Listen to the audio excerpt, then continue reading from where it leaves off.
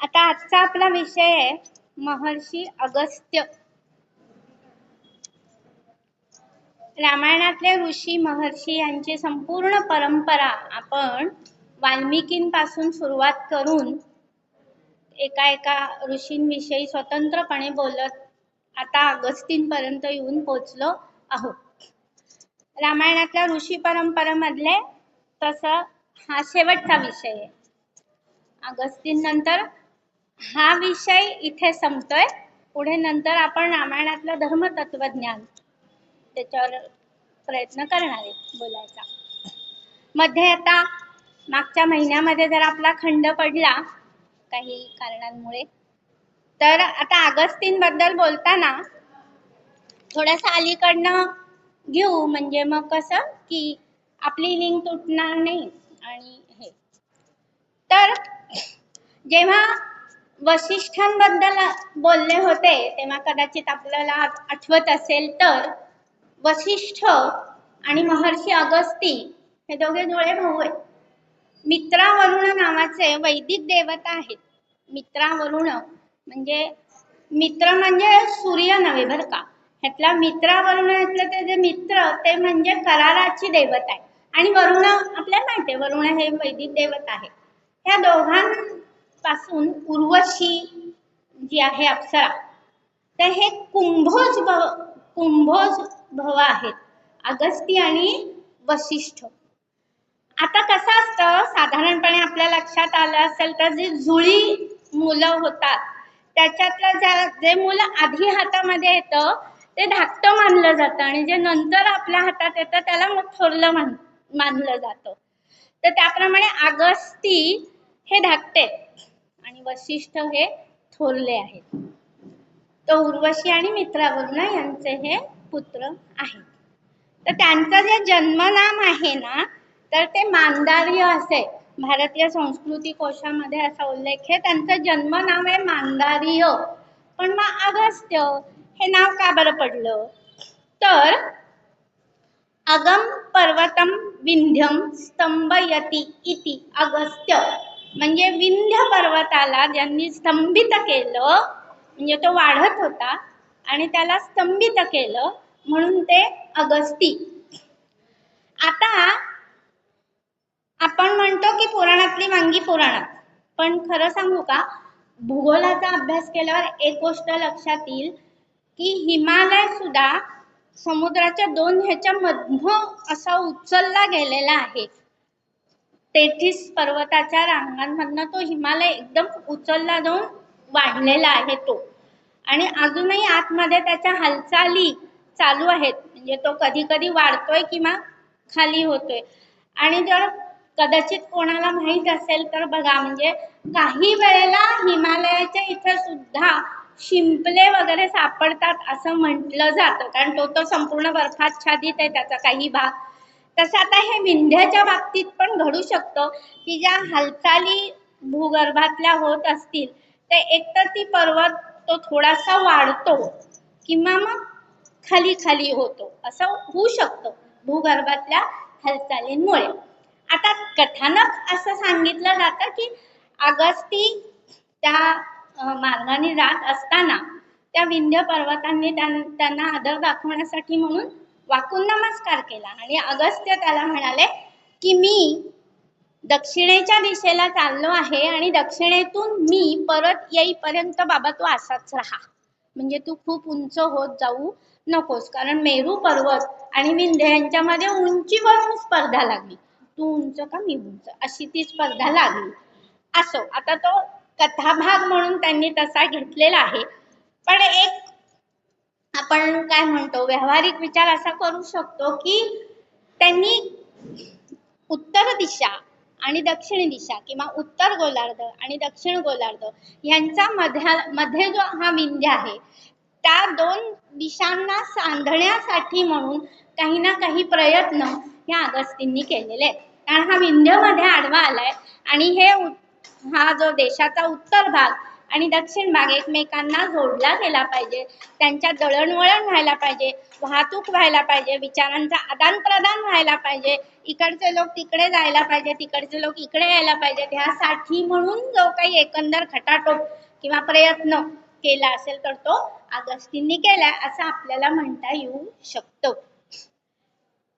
अगस्ती हे अतिशय वेगळे आहेत. त्यांनी रामायणातलं आपलं वेगळेपण हे सिद्ध केलेलं आहे. वेगळे म्हणजे कसे? तपसाधन आहे, तपस तेज आहे, सामर्थ्य आहे, त्याच्या जोडीला ते योद्धे आहेत, ते स्वतः योद्धे आहेत. आता मागील भागात आपण बघितलं होतं की वातापी आणि इल्वल हे जे दोन राक्षस होते, जे भारी ठरले होते आणि खरोखर सत्पुरुषांना, ऋषींना वगैरे ते फसवून त्यांना मारत होते. श्राद्धासाठी, भोजनासाठी बोलवायचे आणि हा वातापी आणि इल्वल पैकी एक जण त्यांच्या पोटात शिरायचा आणि दुसऱ्याने हाक मारली की तो पोट फाडून बाहेर यायचा. अशी आपण कथा मागील भागात थोडीशी बघितली होती. अगस्तींनी त्या अगदी आनंदाने त्यांच्या जेवणाचं आमंत्रण स्वीकारलं. हो हो येतो की मी, मला काही नाही प्रश्न. आणि मग ठरल्याप्रमाणे हा वातापी पोटात शिरला आणि इल्वलने हात मारल्याबरोबर अगस्तींनी पोटावरनं हात फिरवला, जोरात ढेकर दिला आणि म्हणले, आता कसा येईल वातापी? इल्वल म्हणला, म्हणजे मेला. वातापी हवेत विरला. मग इल्वलचा थरकाप झाला. आता तू पण मरणार, तुझ्या भावाकडे जाणार आता तू पण, चला आता तुम्ही करा तयारी.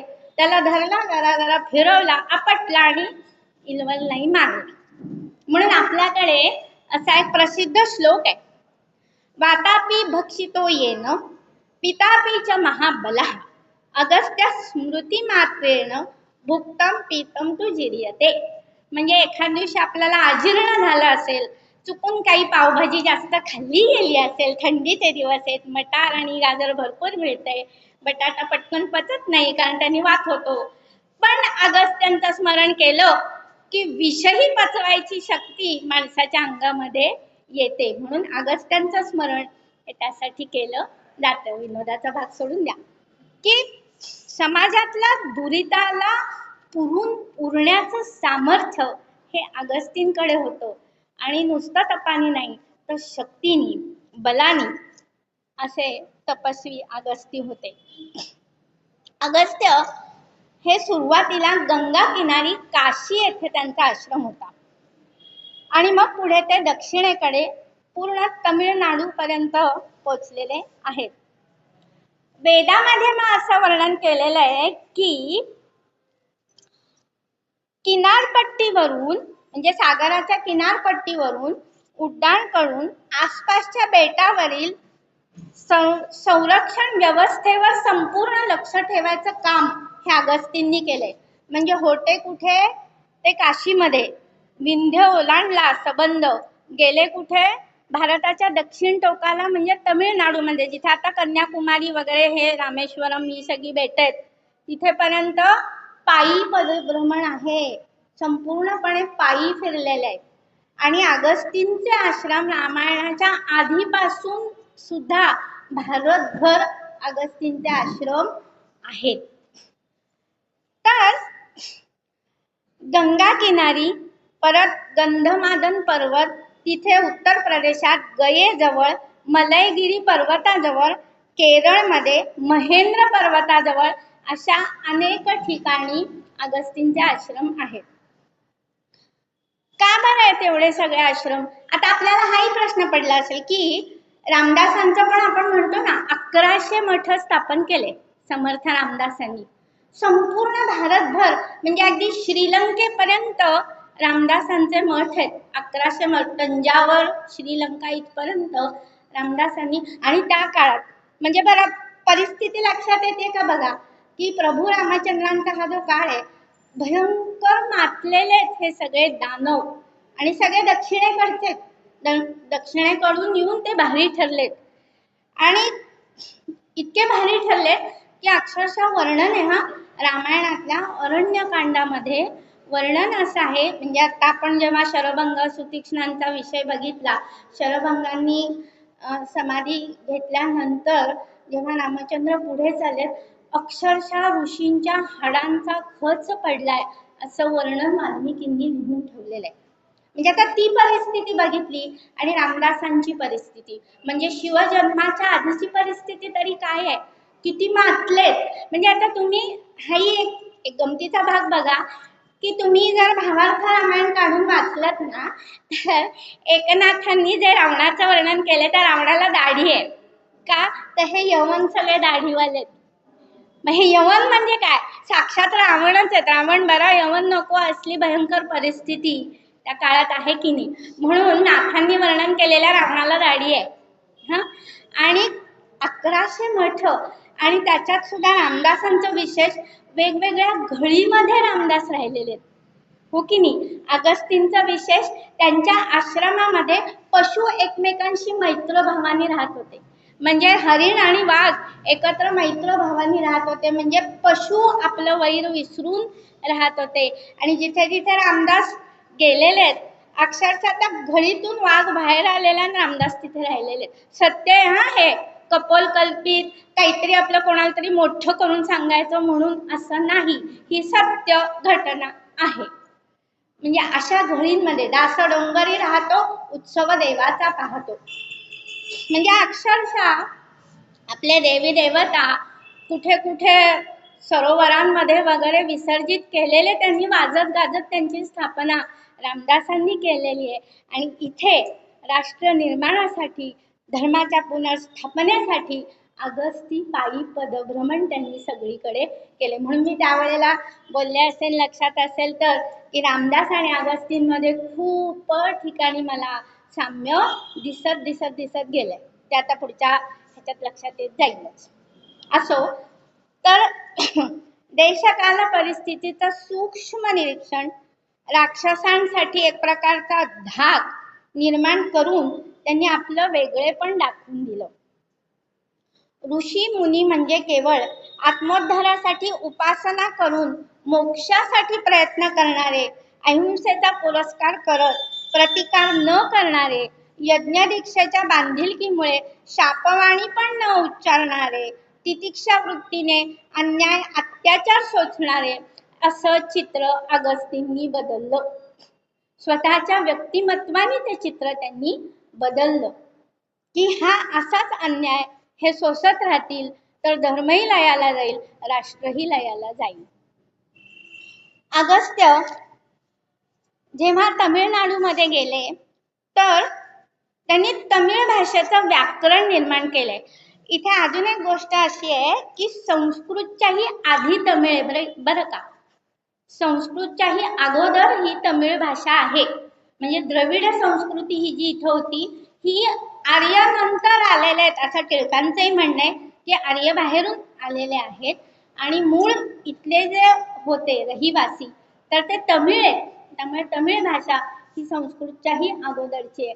पण तमिळचं व्याकरण मात्र अगस्तींनी निर्माण केलेलं आहे, कारण व्याकरणच मुळात भाषेचा गाभा असतो ना, त्यामुळे ते व्याकरण अगस्तींनी निर्माण केलंय. आणि अशा रीतीने आर्य द्रविड संस्कृतीचा समन्वय हा अगस्तींनी घडवला. त्यामुळे तमिळनाडूमध्ये अगस्तींना खूप मानतात आणि त्यांना शंकराचा शिष्य असं मानलं जातं. तमिळनाडूमध्ये अगस्तींना शंकराचा शिष्य मानतात. अगस्त्य मुनींनी सर्व लोकांच्या हितासाठी महाभयंकर असणाऱ्या राक्षसांचा स्वतः वध केलाय. घडलंय असं की कालकेय राक्षसांनी अतिशय उत्मात केला आणि देवांनाही त्राही त्राही करून सोडलं. शेवट सगळे देव अगस्तींपाशी आले की हे आटपतच नाहीये, कालकेय राक्षस आता काय करावं. आणि होता होता हे सगळे कालकेय राक्षस समुद्राचा आश्रय घेऊन समुद्राच्या तळाशी जाऊन बसले त्यांच्या सेनेसह.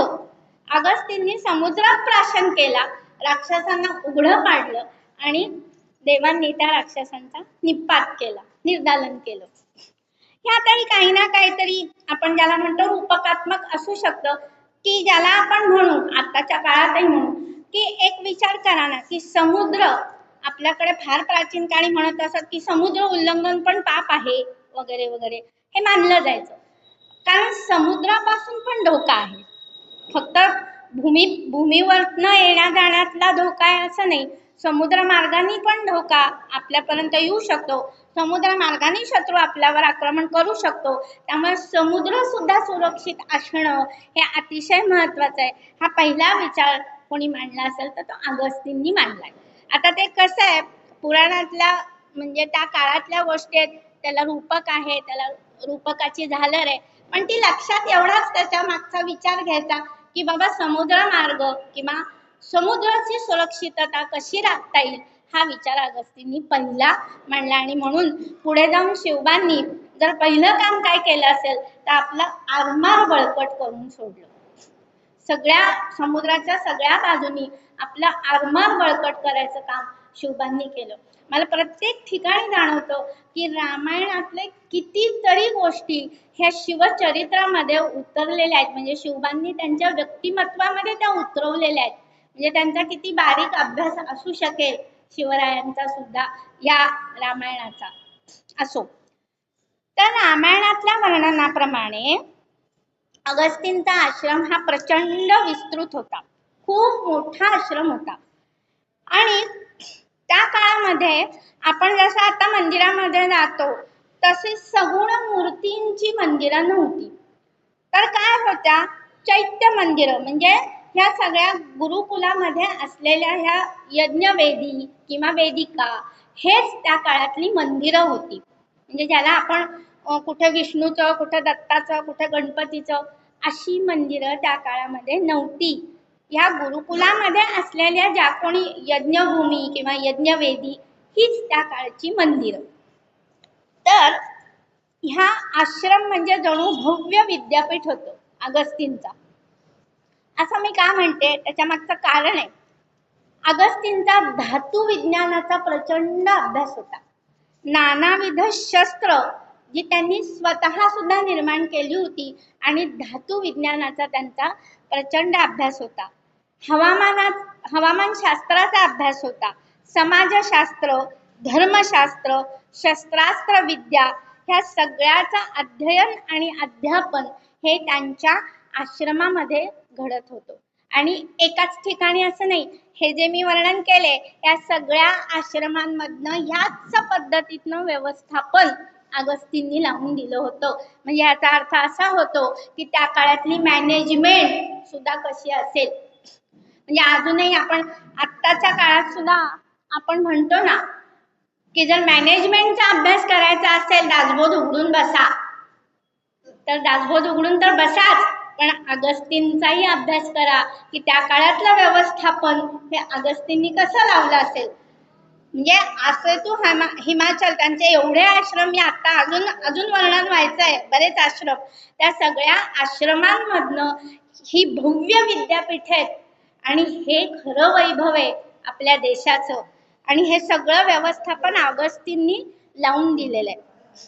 तर रामायणात रामचंद्रांच्या तोंडी असं वर्णन आहे की महात्मा अगस्त्य सर्व लोकांकडून पूजित आहेत. अगस्त्यांचा सत्प्रभाव असा आहे की आश्रमात कुणी कधी खोटं बोलत नाही, क्रूर, शठ, नृशंस किंवा पापाचारी मनुष्य इथे टिकत नाही. एष लोकार्चित साधुर हिते नित्यम रतसताम अस्मानादि गानेश श्रेयसा योजयिष्यति. नात्र जीवेन मृषावादी क्रूरो वा यदि वा शठः नृशंसक पापवृत्तो वा मुनिरेश तथा विधा. म्हणजे त्यांचा प्रभाव असा आहे की त्यांच्या आश्रमात आपापसात वैर तर दूरच, पण ही लोक टिकूही शकत नाहीत, म्हणजे त्यांना तिथे एंट्रीच नाही. तेव्हा श्रीराम अगस्तींच्या आश्रमात गेले त्यावेळेच्या स्वागताचं सुद्धा वर्णन आहे. आज लक्ष्मणाने जाऊन अगस्तींच्या शिष्यांना सांगितलं रामचंद्र आले असं सांगितल्याबरोबर अगस्तींना अतिशय आनंद झाला. आणि म्हणजे ते तर केवढे मोठे श्रेष्ठ असे महर्षी आहेत, एवढ्या सगळ्या आश्रमांचे आत्ताच्या भाषेमध्ये म्हणायचं तर डीन आहेत, म्हटलं त्यांनी बाहेर नाही ना यायचं केबिन मध्ये, त्यांच्या केबिन मध्ये तुम्ही गेलं पाहिजे वास्तवात, म्हणजे आत्ताच्या भाषेत परिभाषेत बोलायचं तर. पण नाही, अगस्ती पटकन बाहेर आलेले आहेत. रामचंद्र आलेत कळल्याबरोबर शिष्याला सांगितलं स्वागताची तयारी कर पटकन. आणि त्या काळातलं स्वागत कसं होतं, जेव्हा अतिशय विशेष किंवा अत्यंत प्रिय असा जेव्हा अतिथी येईल त्यावेळेला सगळ्यात आधी अग्नीला आहुती दिली जायची, पहिली आहुती द्यायची. का तर माझा अत्यंत प्रिय असा अतिथी आलेला आहे. म्हणजे आपण नाही का आता पटकन बहिणीला दारात बघितलं की थांब गो थोडा चहा टाकते बस, भले ती चहा घेऊन आली असली तरी, पण कुणी दुसरा असेल तर चहा करायचा आहे का असं विचारलं जातं. असो, पण जेव्हा अत्यंत प्रिय असा अतिथी जेव्हा येईल तेव्हा पहिली आहुती अग्नीला दिली जायची. पुढे त्या अतिथीला अर्घ्य पाद्य पूजन आणि मग फलाहार हे सगळं दिलं जायचं. पण अगस्ती स्वतः पटकन पुढे झालेत.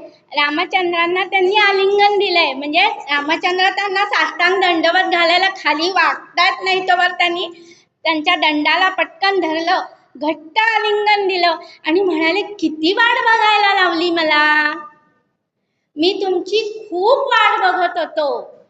आणि मग रामचंद्रांनी दंडवत घातलं, नमस्कार केला, सगळ्यांकडे एक छान स्मित देऊन अगस्ती म्हणाले मी कधी एकदा तुम्हाला भेटीन असं मला झालं होतं. आणि सीतेकडे बघून म्हणाले तुझ्या पातिव्रत्याचा महिमा मी काय वर्णन करू, तुझ्यासारखी श्रेष्ठ प्रतिव्रता तर अख्ख्या पृथ्वीवर शोधून सापडणार नाही, एवढा मोठा तुझा त्याग आहे. पण इथून पुढचा क्षण क्षण तुला सावध राहायचा आहे, एक एक क्षण तुझ्यासाठी सावधगिरीचा आहे, हे लक्षात ठेव जानकी. म्हणजे अतिशय आपलं एखाद्या आपल्या मुलीला जवळच्या बोलावं इतक्या अत्यंत प्रेमानं त्या सगळ्यांचं त्यांनी स्वागत केलं. अगदी हाताला धरून नेऊन आसनावर बसवलं, अर्घ्यपाद्य स्वतः केलं, शिष्यांकरवी नाही करवलं, शिष्यांना नाही सांगितलं, स्वतः त्यांचा अर्घ्यपाद्य त्यांना फलाहार वगैरे. आणि मग रामचंद्रांनी सगळा इतिवृत्तांत सांगितला की मी 10 वर्ष इथे दंडकारण्यामध्ये आहे, वेगवेगळ्या ऋषींना भेटलो, शरभंगांना भेटलो, सुतीक्षणांना भेटलो, आणि तुम्हाला कधी भेटेल अशी मलाही आस लागली होती. आणि जेव्हा सुतीक्षणांनी सांगितलं तेव्हा आज तुमच्या भेटीचा सद्भाग्य मला लाभलं असं स्वतः रामचंद्र सुद्धा म्हटले. त्या आश्रमामध्ये 1-2 दिवस रामचंद्र स्वतः राहिलेले आहेत. आणि का राहिले असतील बरं, काहीतरी चर्चा विमर्श झालाय.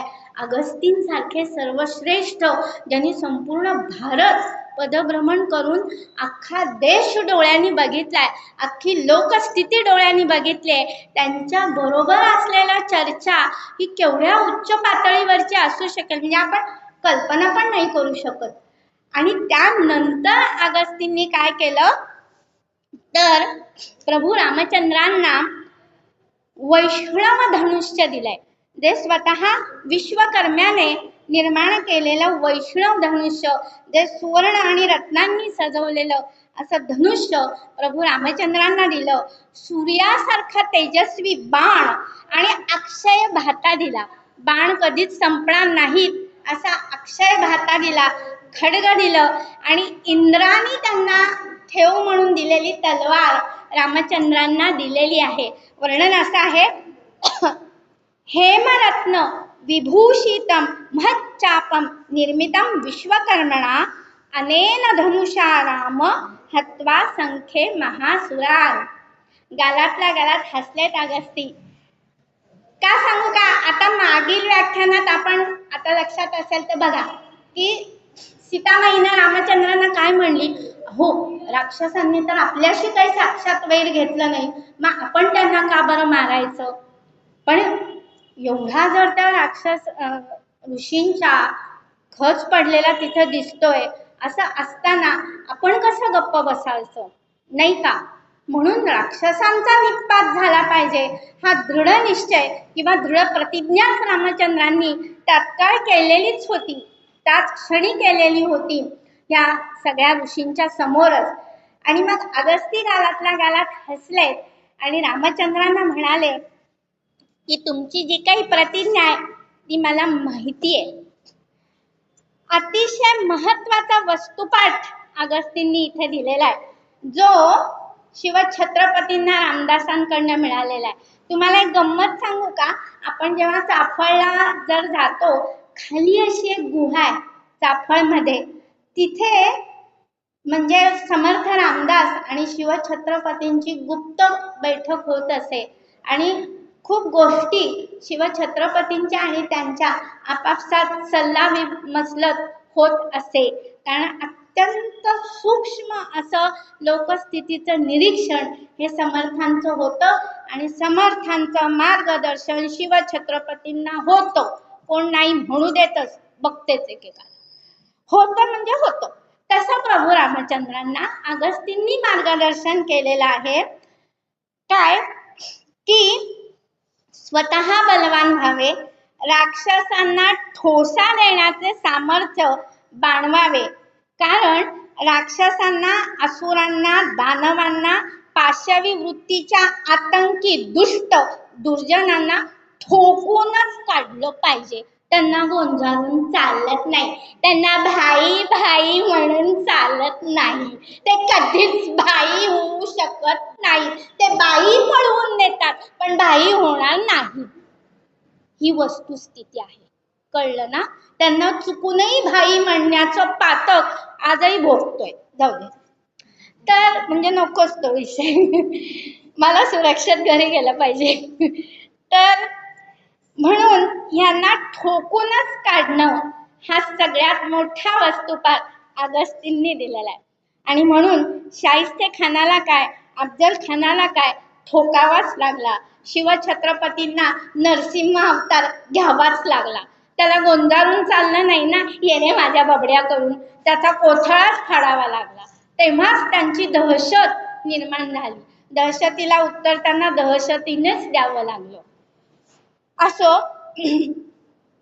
भारतीय युद्धशास्त्राचा नियमच असा आहे की दुष्ट दुर्जनाला मारणं हीच खरी नीती आहे आणि त्याला कसं मारावं याला कसलाही विधिनिषेध नाही. कारण ते ज्या वाममार्गाने आपली माणसं मारत असतील तर तशा वाममार्गाने मारायलाही कुठलीच अनिती लागू होत नाही. ती सुद्धा नीतीच असते. कारण ते पाशवी मार्गाने जर वागत असतील तर आपणही त्यांच्या पातळीवर जाऊन त्यांना उत्तर देणं ही नीती असूच शकते. आणि म्हणून समर्थ म्हणतात, मारिता मारिता मारावे, तेणे गतीस पावावे, फिरवून येता भोगावे महद्भाग्य. म्हणजे मारायला आलाय म्हणून गाल पुढे केला तर गालासकट मुंडकं पण निघून जाईल. हा विवेक आपल्याला असायला हवा. अगस्तींनी रामांना पंचवटी इथे राहण्याचा सल्ला दिला. कारण त्यांचा आश्रम पंचवटीपासून काहीसा जवळ होता. पण त्यात सुद्धा एक पथ्य पाळलंय की काहीसा अंतरावरच त्यांना ठेवलंय. ते फार जवळही नाहीत आणि फार दूरही नाही. अशा पद्धतीने त्यांना अगस्तींनी मार्गदर्शन केले. अगस्तींचे आश्रम फक्त भारतात होते असं नाही, तर जावा, बाली द्वीपापर्यंत, मलय पर्वत, ताम्रवर्णी नदी, तिच्या उगमस्थानी अशा अनेक ठिकाणी अगस्तींचे आश्रम आहेत. रामायणातल्या किष्किंधा कांडामध्ये असा उल्लेख आहे की वानर पथकांना सीता शोधासाठी मार्गदर्शन करत असताना सुग्रीवानं असं सांगितलंय की मलय पर्वताच्या शिखरावर सूर्याप्रमाणे तेजस्वी असणाऱ्या ऋषीश्रेष्ठ अगस्तींचं दर्शन घ्या. त्यांची अनुज्ञा घेऊन ताम्रवर्णी नदी ओलांडून पुढे जा. अशा पद्धतीने अशा अनेक ठिकाणी, परत महाराष्ट्रात सुद्धा नगर जिल्ह्यामध्ये अकोल्याजवळ अगस्तींचा आश्रम आहे. म्हणजे एका महाराष्ट्रात सुद्धा बघितलं तर नाशिक म्हणजे पंचवटी जवळ, परत नगर जिल्ह्याजवळ असे अनेक, म्हणजे किती ठिकाणी विखुरले आहेत बघा ना अगस्तींचे आश्रम. आणि एक लक्षात घ्या, अजून मी पुढे जाईन तसं कळेलच, जिथे जिथे रामांना जावं लागलंय त्याच्या जवळपास अगस्तींचा आश्रम आहेच. आणि हेही लक्षात घ्या, रामदासांच्या बाबतीतही असंच आहे की जिथे जिथे शिवरायांना पराक्रम करायला म्हणून जावं लागलंय तिथे तिथे रामदासांचे शिष्य आजूबाजूला होतेच. आणि रामदासांचे शिष्य हे सुद्धा शस्त्रास्त्र चालवण्यात निपुण होते. किमान स्वसंरक्षण करून घेण्या इतके ते निपुण नक्कीच होते. स्वतः रामदासांच्या हातामध्ये जी कुबडी असायची त्यामध्ये एक तलवार गुप्त रूपामध्ये असायची. एक तर स्वसंरक्षण हा एक मुद्दा, आणि समोरून जरी आला एखादा तरी स्वतःचं रक्षण तरी किमान करण्यासाठी एक त्यांच्या कुबडीमध्ये एक तलवार अखंड असायचीच रामदासांच्या. असो, जेव्हा रामसेतू बांधला तर त्या रामसेतू जवळ पांड्य देशामध्ये पण अगस्तींचा आश्रम होता. संपूर्ण भारत त्यांनी पादाक्रांत ह्यासाठी केला की राष्ट्र निर्माण करण्यासाठी म्हणून अगस्तींनी हे सगळा म्हणजे अक्षरशः आपला देह झिजवला असं म्हणलं तर चुकीचं होणार नाही. अगस्तींची ग्रंथ संपदा अगस्त्य संहिता ही खूप प्रसिद्ध आहे. 33 अध्यायांच्या या ग्रंथामध्ये अगस्त्य आणि त्यांचे शिष्य सुतीक्ष्ण यांचा संवाद आहे. जसा दासबोधामध्ये कल्याण स्वामी आणि समर्थांचा संवाद रूपामध्ये हा दासबोध आहे, म्हणजे दोघांच्या संवाद रूपात लिहिलेला, तसा हा ग्रंथ अगस्त्य आणि सुतीक्ष्ण यांच्यातला संवाद रूपात आहे. त्यामध्ये उपासनेची रहस्य आहेत. नानाविध पद्धतीच्या उपासना, सगुण उपासना, निर्गुण उपासना, ह्या सर्व प्रकारच्या सूक्ष्म उपासना, ह्या सगळ्या प्रकारच्या उपासनेचे रहस्य किंवा वर्णन या अगस्त्य संहितेमध्ये आहे. अगस्त्यांचा आयुर्वेदाचा प्रचंड अभ्यास होता आणि वैद्यक शास्त्रावरचा त्यांचा जो ग्रंथ आहे अगस्त्य रसायनम नावाचा त्यांचा ग्रंथ आहे. संस्कृत आणि तमिळ दोनही भाषांमध्ये त्यांचे ग्रंथ आहेत अगस्तींचे. स्थापत्य शास्त्रावरचा ग्रंथ आहे अगस्त्य कलाधिकारम नावाचा ग्रंथ आहे. आणि अगस्तींनी रचना केलेली 2 अत्यंत महत्वाची स्तोत्र आहेत. एक म्हणजे ललिता सहस्रनाम, त्याची निर्मिती अगस्तींनी केली आहे. ललिता सहस्रनाम जे म्हटलं जातं, आपल्या नवरात्रामध्ये लोक ललिता सहस्रनामाचा जो पाठ करतात, तर हे ललिता सहस्रनाम हे अगस्तींनी रचलेलं आहे. आणि आदित्य हृदय स्तोत्र, आता ह्या आदित्य हृदय स्तोत्राची पण कथा अशी आहे. आदित्य हृदय स्तोत्र अर्थातच भगवान सूर्यनारायणांवर रचलेलं स्तोत्र आहे. आणि एक क्षण असा आला की रावणाशी युद्ध करत असताना रामचंद्रांना प्रश्न पडला, म्हणजे गीत रामायणातलं पण ते गाणं आहे ना, आज का निष्फळ होती बाण, रामांच्या मुखातनं ते गाणं आहे की आता हा कसा आटपेल, ह्याला मी कसा आटपू, असा जेव्हा प्रश्न पडला तर ती रात्र तिथे झाली आणि अगस्ती मध्यरात्री युद्धभूमीवर गेले. युद्धभूमीवर अगस्ती मध्यरात्री गेलेले आहेत आणि रामचंद्रांना सांगितलं की पहाटे या आदित्य हृदय स्तोत्राचे तू पुनश्चरण कर आणि मग तू युद्धभूमीवर जा, तुझा विजय अटळ आहे. आज रावणाचा वध तुझ्या हातून निश्चितच आहे, पण तुझा जो सूर्यवंशातला तू आहेस तेव्हा त्याचा आशीर्वाद तुझ्या पाठीशी, तुझ्या मस्तकावर असणं अत्यंत गरजेचं आहे. आणि म्हणून आदित्य हृदय स्तोत्राचा उपदेश अगस्तींनी युद्धभूमीवर जाऊन केलाय.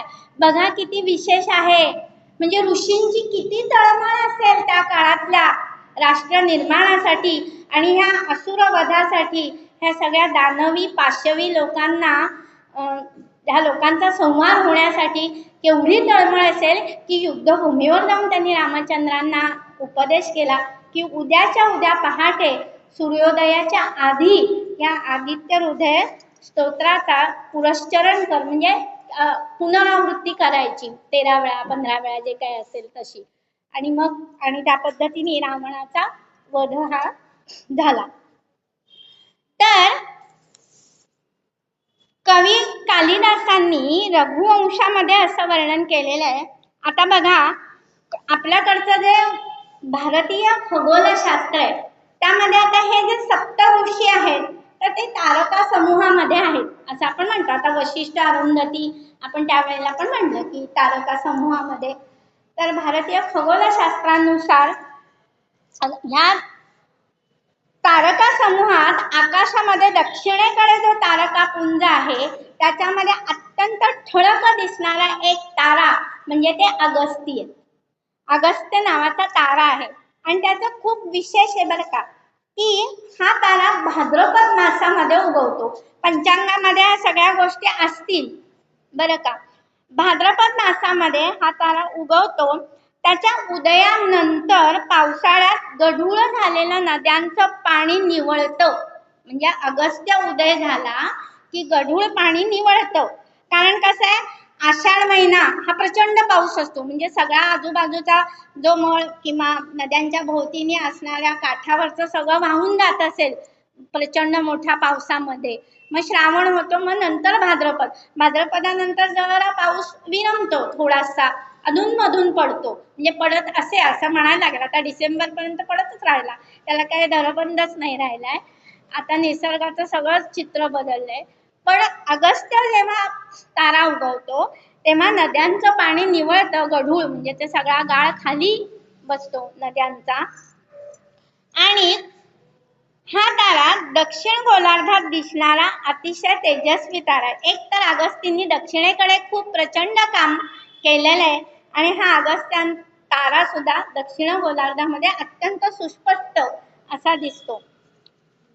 अगस्त्यांच्या तपोबलाचा संबंध या ताऱ्याशी जोडलाय आणि त्या ताऱ्याचं खरं म्हणजे पारिभाषिक नाव हे कॅनोपस असं आहे. हा तारा जानेवारी ते एप्रिल या काळात दक्षिण दिशेला पाहिलं की दिसतो. अगस्त्य ताऱ्याच्या उदयामुळे समुद्रामध्ये बाष्पीभवन घडतं. हळूहळू उन्हाळा सुरूच होतो ना, मग समुद्रात बाष्पीभवन घडतं आणि त्याचा अस्त झाला की वर्षा ऋतूला प्रारंभ होतो आणि भाद्रपदापर्यंत नद्या सुद्धा छान निवळतात, पाणी स्वच्छ होतं. असं ह्या अगस्त्य ताऱ्याचं वैशिष्ट्य. म्हणजे खगोलशास्त्रानं सुद्धा अगस्तींचं जे तपोबल आहे त्याची दखल घेतली आहे असं म्हटलं पाहिजे. पुन्हा आपल्याकडे ही जी हादगा नावाची वनस्पती आहे, तिला ती आपण हादग्याच्या फुलांची भाजी करतात ना, पांढरी पांढरी अशी ती हादग्याची फुलं असतात. तर त्या हादगा या वनस्पतीला सुद्धा अगस्तींचं नाव दिलंय. कारण त्या वनस्पतीचं काहीतरी निदान आयुर्वेदिक महत्व असेल किंवा ती औषधी असू शकेल, म्हणून त्या वनस्पतीचं नाव सुद्धा अगस्त्यांचं नाव त्या वनस्पतीला दिलेलं आहे. मला एक गोष्ट इथे आवर्जून नमूद करायची अशी की हे जे मराठवाडा मित्रमंडळ कॉलेज आहे ना, आपल्या फर्ग्युसन कॉलेजच्या शेजारीच ते कॉलेज आहे बघा. तर त्यांचं जर हे आहे लॉ कॉलेज, विधी महाविद्यालय, ह्या काही दिवसांपूर्वी त्यांनी संपूर्णपणे अगस्त्य ह्या विषयावर पूर्ण दिवसाची कार्यशाळा घेतली होती बरं का.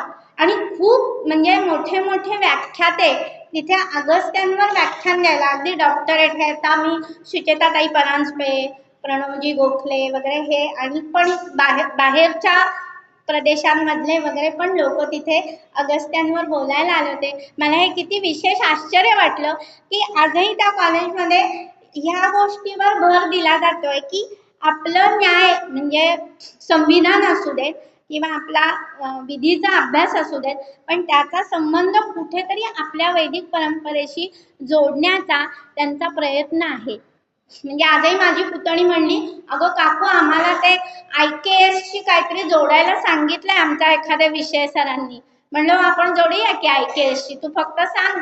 रामायणाशी जोडायचं असेल धावा तेवढा जोडता येईल, बाकी म्हणशील तर जरा थांब. रामायणाचे हवे तेवढे दृष्टांत मी देईन, अगदी पावला पावलावरचे दृष्टांत देईन.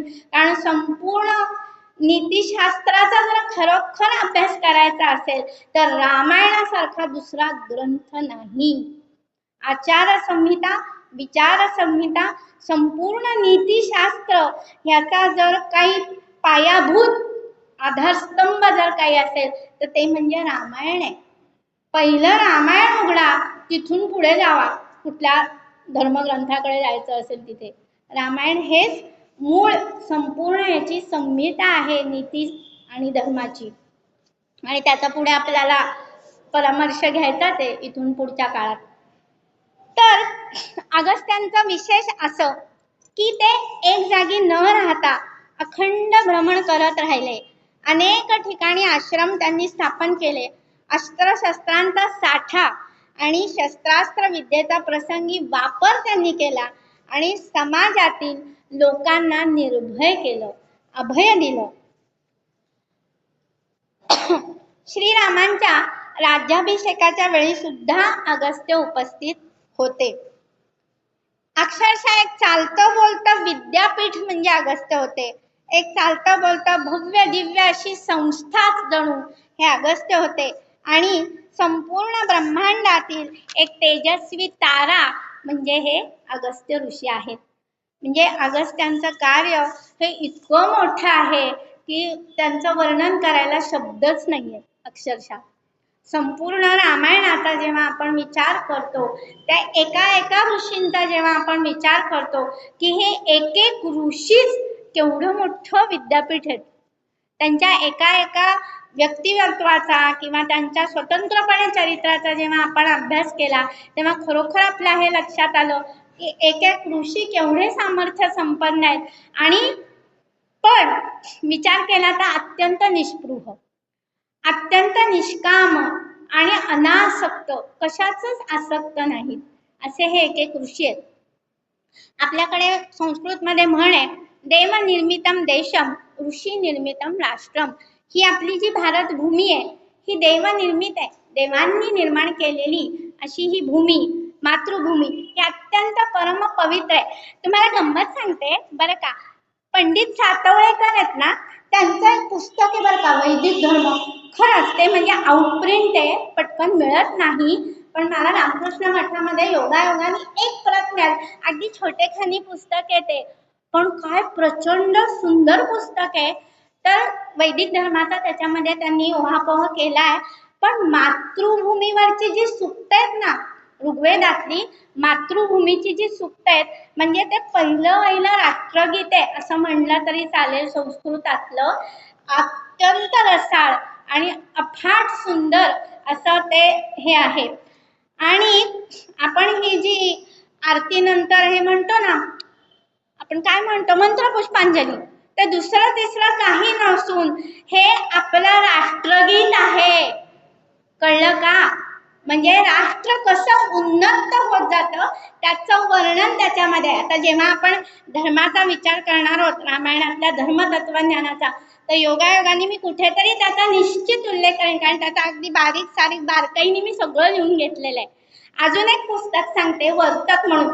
आता आपल्यापैकी बरीच जण म्हणजे पुण्यातलीच आहात, तर शनिवार पेठेमध्ये वर्तक आश्रम किंवा तपकिरीचा कारखाना, ते जे डॉक्टर वर्तक होते, डॉक्टर म्हणजे मेडिसिन मधले डॉक्टर, त्या डॉक्टर वर्तकांनी वास्तव रामायण नावाचं पुस्तक हे केलेलं आहे, म्हणजे त्यांनी लिहिलेलं आहे. म्हणजे ते अखंड भरपूर देशांमधनं फिरलेले आहेत. आणि विशेष आश्चर्य सांगायचं तर त्यांनी विमानशास्त्र, रामायणातल्या विमानशास्त्राचा विशेष अभ्यास दाखले देऊन हे केलेलं आहे. त्यामुळे तेही पुस्तक मला अतिशय आवडलं आणि खूप विचारपूर्वक आणि सगळ्या गोष्टींचे संदर्भ आणि दाखले देऊन त्यांनी लिहिलेलं आहे. तेही पुस्तक मला असं सहज जाता जाता फार सांगावं असं वाटतं. म्हणजे मला मोहच आवडत नाही. मी काही पुस्तकांच्या प्रचंड प्रेमातच पडते. खरंच मी त्या अख्खं पुस्तक झेरॉक्स मारून घेतलं, कारण ते मिळणार नाही हो, दुर्मिळ आहे ती गोष्ट. आणि खरं सांगू का, मी पुस्तकाचा एक पान सुद्धा कोणालाही चुकून सुद्धा देत नाही. मला दे म्हणलं तर नाही, मी कोणालाही देत नाही. पुस्तक माझ्या घरातलं मी कोणालाही देत नाही. चुकून कोणा अगदी बहिणीच्या घरात दिसलं तर हे माझं पुस्तक आहे, मला देऊन टाक, माझं मला राहू दे, मी वाचीन नाही तर वाचणार नाही, पण तुझ्याकडे नको, नाहीच देत. कारण इतकी काही पुस्तकं अशी आहेत ना हो, की ती खरोखर प्रेमात पाडतात माणसांना. तर असो, हे सगळी माझ्या वाडवडिलांची कृपा आहे, म्हणून मला हे सगळं रामाचं प्रेम, म्हणजे एक वाक्य अक्षरशः सांगू का, अगदी अंतर्मनातला खोल याच्यातनं सांगते की माझ्या आजीनी त्या काळात हाताला धरून रामाच्या मंदिरात नेलं, हा राम, आणि इथे नमस्कार कर, बस. तिथून ते रामाचं प्रेम जडलं ना, ते पुढे असं जडलं की सासरही रामभक्तीनं ओथंबलेलं मिळालं. अक्षरशः रामभक्तीनं ओथंबलेलं सासर मला मिळालं आणि ह्या सगळ्यांचे उदंड उदंड उदंड उपकार आहेत की मला रामायणातलं एक विना अक्षर वाचायचं सद्भाग्य मिळालं. आणि म्हणून या ठिकाणी ह्या सगळ्या ऋषींचं ऋण इतकं गलबलून आलंय पोटामध्ये. खरोखर या ऋषी ऋणातनं आपण कितीही जन्म घेतले तरी नाही पुरे पडू शकणार. आपल्याकडे म्हणतात ना, देव ऋण पितृ ऋण ऋषी ऋण असतं. तर हे ऋषी ऋण इतकं मोठं आहे की या ऋषी ऋणातनं आपण कदापि नाही हे होऊ शकणार. पण किमान त्यांची एक चरित्र आपण वाचू शकलो हे सुद्धा काही थोडं आहे का? केवढी मोठी गोष्ट आहे की आपण निदान ती अक्षरं वाचू शकलो आणि त्याचं अवलोकन करू शकलो. ही ऋषींची, सगळ्या सातही ऋषींची कृपा एकाच वेळी एकवटून आली इथं या ठिकाणी आणि यांनी संधी दिली आपल्याला की बाई ग बस इथे आणि घे बोलून. म्हणून हे सगळं घडलं अक्षरशः.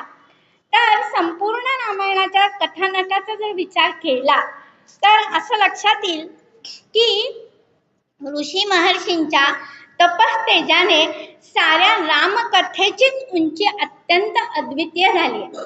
खरंच की एक साधं सरळ कथानक आहे की बाबा राम नावाचा एक राजकुलामध्ये राजपुत्र जन्माला आला, त्याचं पुढे लग्न झालं, सीता नावाची बायको मिळाली, तिचं हरण झालं, रावणाला मारलं, रामाने सीतेला घेऊन परत आला, संपलं कथानक. पण नाही ना, ही जी रामकथेची एवढी उंची भव्य दिव्य झाली हिमालयासारखी, ती ह्या सगळ्या ऋषी महर्षींच्या तपस्तेजामुळे झाली. म्हणजे आपण म्हणतो की वाल्मिकींचा राम हा वाल्मिकींनी युवक किंवा तरुण किंवा मनुष्य रूपामध्येच वर्णन केलेला आहे. आपण त्याला देवता रूप केलं, त्याचं पूजन अर्चन केलं. पण एक लक्षात आलं का तुमच्या की देवालाही ऋषींचं सामर्थ्य कामाला आलं. देवाच्या पाठीशी या सगळ्या ऋषींनी आपलं तपस्तेज लावलं आणि म्हणून रामकथेची उंची ही एवढी मोठी अक्षरशः हिमालया इतकी उत्तुंग झाली. किंवा शिवचरित्राची उंची ही या संतांमुळे उत्तुंग झाली. तुकाराम महाराज असू देत, समर्थ रामदास असू देत, नाथ असू देत, ह्या सगळ्यांमुळे शिवचरित्राची उंची ही एवढी उत्तुंग झाली की यावत चंद्र दिवाकर या चरित्रांना तोडच नाही. ही चरित्र अशी आहेत की यावत चंद्र दिवाकर गायलीच जातील. रामकथा कधी शिळी होईल का? नाही ना. कुठेही रामकथा आपल्या थोडी जरी श्रवणावर पडली तरी अरे आपण पुन्हा नव्या दमाने, अक्षरशः कोरोना काळामध्ये पुन्हा रामानंद सागरांची ती रामायणाची सिरियल किती आत्मीयतेने बघितली सगळ्यांनी. तुम्हाला एक गंमत म्हणून सांगू का? मी एक प्रसंग परवाच्या दिवशी कुठेतरी असा वाचला असेल, ते फेसबुक मध्ये गंमत सांगते की जेव्हा अगदी सुरुवातीला रामानंद सागरांनी रामायण हे केलं ना, प्रसारित केलं, लोकांकडे टीव्ही नव्हते हो, नाही का? तर लोक असं रस्त्याने वगैरे सुद्धा ते रामायण, कारण रामायणाची गोडीच अशी आहे हो. अक्षरशः तुम्हाला सांगते, राजीव गांधींची रॅली त्या दिवशी कॅन्सल केली, कारण रॅलीला कोणी येणार नाही. तो त्या काळापुरती ती रॅली कॅन्सल केली आणि नंतर ती रॅली घेतली गेली. हे रामकथेचं सामर्थ्य आहे की राजकारणी सुद्धा झोकला असू देत, लोकांना बघू देत. अक्षरशः म्हणजे मला तर एवढं आठवतंय की माझी आजी रविवार पेठेत राहायची ना, तर ते नॉवेल मशीनचं ते दुकान होतं कडेला, गुजराती शाळेच्या समोर. तर ते टीव्हीचं दुकान होतं. लोकांना उभं राहायला जागा नसायची ती रामकथा बघायला. ते लोक उभं राहायचे रामायण उभं राहून लोकांनी रामायण बघितलेलं आहे. आणि कोरोना काळात सुद्धा पुन्हा जेव्हा लागलं तितक्याच आत्मीयतेने लोकांनी बघितलंय. म्हणजे रेकॉर्ड ब्रेक त्या वेळेला झालेला आहे. म्हणजे बघा ना, किती म्हणजे हृदयामध्ये किती त्या रामकथेचं स्थान असू शकतं, त्याला म्हणजे तोड नाही. असो, महर्षी वाल्मिकींचा राम हा युवक आहे, कथानकाचा नायक, नीतिमान, धर्मज्ञ, सत्यप्रतिज्ञ, ज्ञानी, अत्यंत नम्र आहे.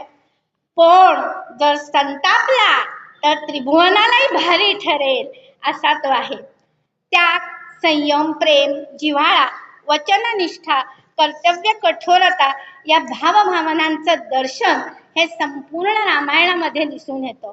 रामायणातील ऋषी महर्षींचं स्थान हे अतिशय महत्वाचं आहे. प्रत्येक ऋषींचं व्यक्तित्व अतिशय स्वतंत्र आहे, एकासारखे दुसरे नाहीत, हो की नाही. प्रत्येकाची पार्श्वभूमीच वेगळी आहे आणि त्यांच्या ग्रंथसंपदाही वेगळ्या आहेत, त्यांचे आश्रम, त्यांची व्यक्तिगत चरित्र हे सगळं वेगळं आहे. पण गंमत काय आहे, सगळे एकत्र एका विचारांनी आलेले आहेत.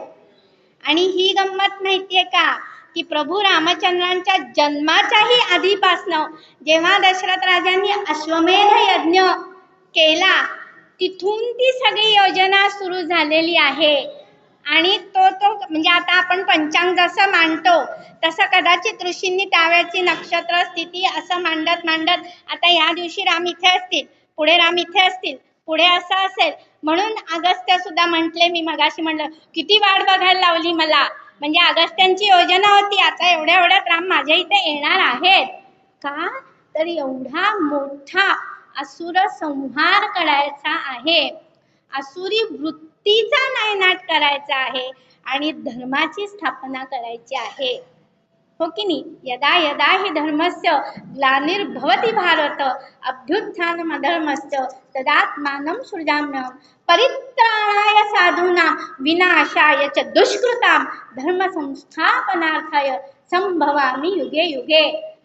मग त्या युगामध्ये ते करायचंय म्हणल्यावर ऋषींनी सगळ्यांनी त्यांची टीम एकदम कामालाच लागली, हो की नाही. एकही जण थांबले नाहीत, प्रत्येकाने आपापली कामगिरी पटापट पटापट चोख बजावली. आता इथून तिकडे जायचं बरं का, तिथून तिकडे जायचं बरं का, हे अगदी ठरवून नियोजनपूर्वक, किंवा हे सुद्धा सगळे वानरगण आपण जे म्हणतो ती योजना तिथूनच, की मला मदतीला तुम्हाला यायचं आहे आणि कोणाच्या अंशापासून कुठला वानर तेही ठरलं, की सूर्याच्या अंशापासून कोण, वायूच्या अंशापासून कोण, इंद्राच्या अंशापासून कोण, हेही सगळं तिथेच योजना करून मग प्रभू रामचंद्रांचा हा सगळा संपूर्ण दिग्विजय घडलेला आहे.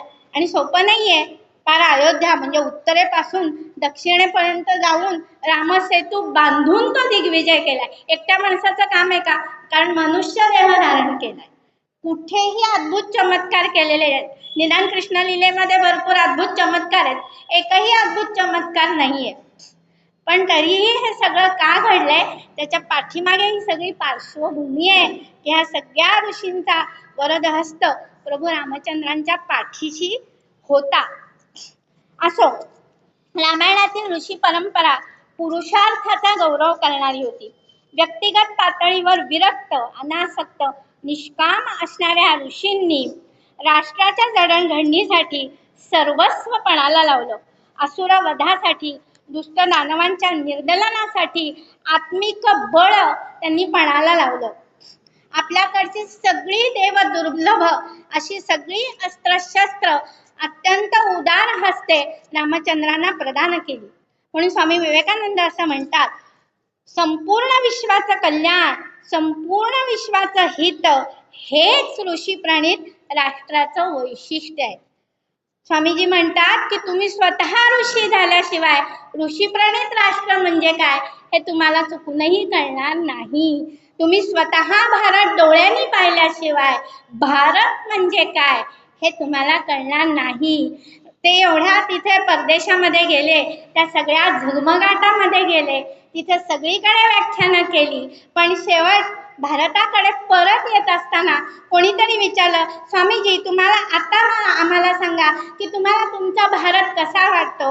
आजही मला माझा भारत प्रचंड, मला त्याच्याविषयी प्रेम आहे. भले तिथे पैशाचं दारिद्र्य आहे, भले तिथे आर्थिक सुबत्ता आत्ता नसेल, पण माझा भारत हा मला अत्यंत प्रिय आहे आणि त्या भारतासाठी माझा आत्मा आजही तितकाच तळमळतो आहे की त्या देशाच्या, त्या मातृभूमीच्या धुळीला स्पर्श करण्यासाठी माझा आत्मा या क्षणालाही तळमळतो आहे. हे स्वामीजींचे उद्गार आहेत. जननी जन्मभूमीश्च स्वर्गादपि गरीयसी. असो, तर रावणवध झाला, श्रीरामांचा विजय झाला, त्यात या सर्व ऋषी महर्षींच्या त्यागाचा विजय झाला, निष्ठेचा, संयमाचा विजय झाला. या ऋषी महर्षींचा अभ्यास करताना, स्वतंत्रपणे चिंतन करताना क्षणोक्षणी कृतज्ञता दाटून आली. या भारतभूमीचे खरं वैभव निष्कांचन, निष्पृह आणि अनासक्त असणारा ऋषी, महर्षी, संत, सत्पुरुषांच्या विचारामध्ये सामावलेलं आहे. इथले सद्विचार, सद आचार हेच आपलं खरं वैभव आहे. कारण प्राचीन काळात आपला भारत कधीही सत्ता पिपासू नव्हता.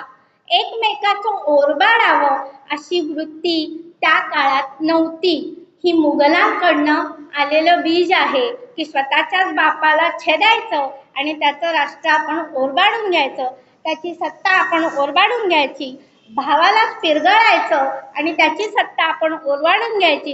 हे सगळं ओरबाडीचं जे काही प्रकरण आहे ते सगळं बाहेरून आपल्याकडे येऊन रुजलं.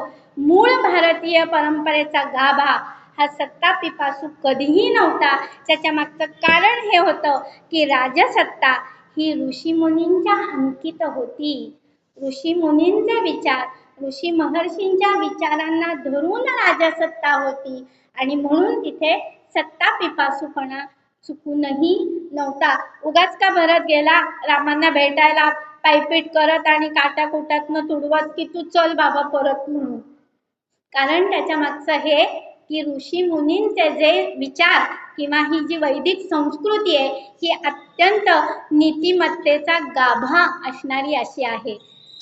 असो, म्हणून समर्थांनी म्हटल्याप्रमाणे वाल्मिकी ऋषी बोलिला नसता तरी आम्हाशी कैशी रामकथा.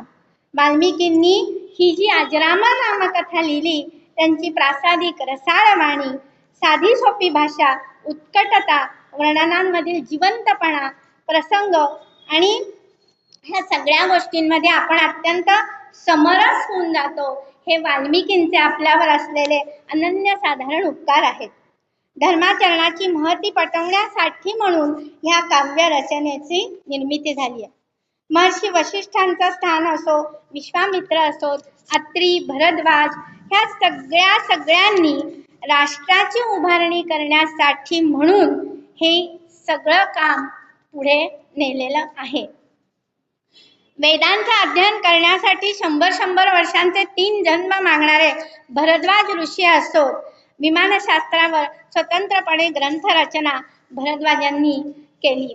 ह्या भरद्वाजांचं सुद्धा रामायणातलं योगदान हे अनन्यसाधारण आहे. अत्री अनुसूयेचं मार्गदर्शन असो, दंडकारण्यामध्ये वेगवेगळ्या ऋषींच्या आश्रमांमधनं रामचंद्रांनी केलेल्या तत्वचर्चा असोत, सुतीक्ष्ण आहेत, शरभंग आहेत. कितीतरी ऋषी माझ्याकडनं वर्णन करायचे राहून गेले. मतंग ऋषी राहून गेले, मतंग ऋषींविषयी बोलायचं राहून गेलंय. किंवा जाबालींबद्दल, जाबालींचं खूप वेगळंच असं वैशिष्ट्य आहे. जाबाली हे प्रचंड वेगळे आहेत बरं का ह्या सगळ्या ऋषी परंपरेमध्ये. जाबाली हे ज्याला आपण आत्ताचं चार्वाक म्हणतो ना, भारतीय दर्शनशास्त्रातलं नास्तिक दर्शन जे चार्वाक हे मुळात बृहस्पतींचा मुलगा म्हणतात. आपल्याकडे बुध बृहस्पती म्हणतात, त्यातले हे जे बृहस्पती आहेत त्यांचा मुलगा म्हणजे चार्वाक असं मानलं जातं. ज्याला आपण नास्तिक दर्शन म्हणतो की देह गेला की काहीच नाहीये, ऋणम कृत्वा घृतम पिबेत वगैरे, तेवढं एकच वाक्य आपल्याला आयुष्यात लक्षात राहतं. चार्वाक म्हणला की ऋणम कृत्वा घृतम पिबेत, संपला चार्वाक, असं नाहीये. तर त्याचं मूळ जे आहे आपण म्हणू तर ते जाबालींमध्ये आहे. त्याचं मूळ हे जाबालींमध्ये आहे. तिथून पुढे आपण चार्वाकांचा विचार करत असतो नेहमी. तर ते पण माझ्याकडनं राहून गेले. तर माझ्या मनामध्ये खरोखर एक विचार आहे की हे जे सगळ्या ऋषींविषयी आतापर्यंत आपण इतके दिवस बोललो त्याचं कुठेतरी एक पुस्तक रूपात करायचा माझा खूप मानस आहे, म्हणजे विचार आहे. त्यात भर घालायचे, भरपूर भर घालावी लागेल. भर घालून ते लवकरात लवकर रामाच्या कृपेनं पुस्तक रूपात व्हावं अशी माझी इच्छा आहे. तुमच्या सगळ्यांचे आशीर्वाद पाठीशी असतील तर ते घडावं असं मला वाटतंय. असो, तर हा संपूर्ण गौरवशाली असा हा इतिहास आहे आणि ह्या सगळ्या ऋषींनी उत्तिष्ठत जाग्रत प्राप्य वरानुबोधत असं आपल्याला हात उंचावून सांगितलेलं आहे. म्हणून आपल्या अगदी घरोघरी जात्यावरच्या ओव्यांमधून पण माय भगिनींनी रामराज्याची स्वप्न पाहिली. त्याच्या पाठीमागचं कारण असं आहे की रामायण हा भारतीयांच्या मनाचा मानबिंदू आहे आणि हे ऋषी या रामकथेचे पंचप्राण आहेत आणि आपण ह्या ऋषींच्या ऋणामध्ये अक्षय राहूया, त्यांच्या चरणी हीच प्रार्थना करूया आणि इथेच विरमूया. जय जय रघुवीर समर्थ.